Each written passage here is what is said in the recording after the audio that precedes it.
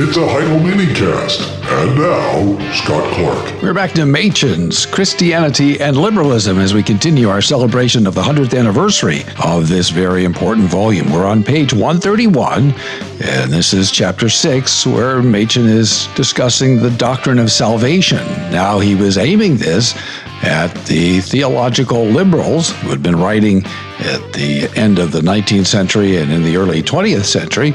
But as we hear this book in 2023, he could just as well be talking about contemporary evangelicalism as well. Say, there is still time to register for the Great Lakes Reformed Conference, October 14th, 2023. I give the year because I don't know when you're listening to this, but if you're hearing this when I'm doing it, or soon thereafter, then you still have time to register for the Great Lakes Reformed Conference. This is at Oakland Hills Community Church, which is an OPC congregation in Farmington Hills, Michigan, sort of the northwest corner of the Detroit metro. Beautiful, beautiful area, and October is a beautiful time to be up there. I was up there, I think last year, about that time, and it was just gorgeous. The trees, the color. Anyway, there'll be three of us speaking. Dr. Kim Riddlebarger, whom you know from his books and his ministry at Christ Reformed Church in Anaheim. He's retired from that now, and blogging and podcasting, and of course from the White Horse Inn as well. And he will be speaking on frequent feeding communion as nourishing worship. Dr. Daryl G. Hart, D.G. Hart, from Hillsdale College. You know him from his many books and from his blog and his podcasting, and he'll be speaking on why well-ordered worship is good for us, and I will be speaking on the question, is all of life worship?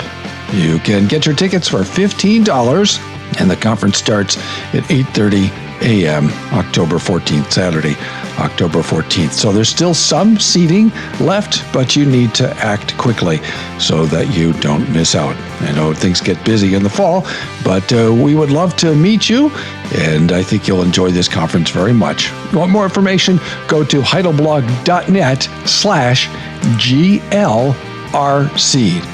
heidelblog.net/GLRC. If the Heidelcast helps you, won't you help us keep it going? Please make the coffer clink by clicking on the PayPal link or by sending a check to Heidelberg Reformation Association, 1637 East Valley Parkway, number 391, Escondido, California, 92027. Machen wrote, thus, to deny the necessity of atonement is to deny the existence of a real moral order.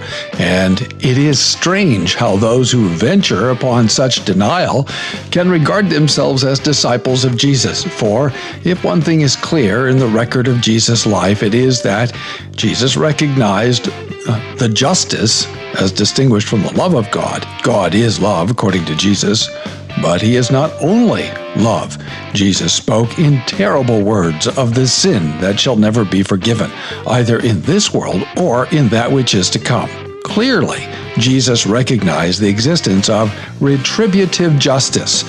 Jesus was far from accepting the light, modern view of sin. But what, then, it will be objected, becomes of God's love? Even if it can be admitted that justice demands punishment for sin, the modern liberal theologian will say, what becomes of the Christian doctrine that justice is swallowed up by grace? If God is represented as waiting for a price to be paid before sin shall be forgiven, perhaps his justice may be rescued, but what becomes of his love? Modern liberal teachers are never tired of ringing the changes upon this objection. They speak with horror of the doctrine of an, quote, alienated, close quote, or an, quote, angry, close quote, God. In answer, of course, it would be easy to point to the New Testament. The New Testament speaks clearly of the wrath of God and of the wrath of Jesus himself, and all the teaching of Jesus presupposes a divine indignation against sin. With what possible right, then, can those who reject this vital element in Jesus' teaching and example regard themselves as true disciples of his?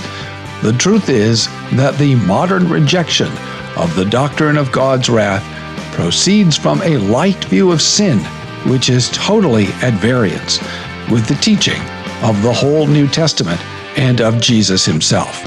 If a man has once come under true conviction of sin, he will have little difficulty with the doctrine of the cross. Thanks for listening. Tune in tomorrow for more from the Heidelcast, brought to you by HeidelbergReformationAssociation.org.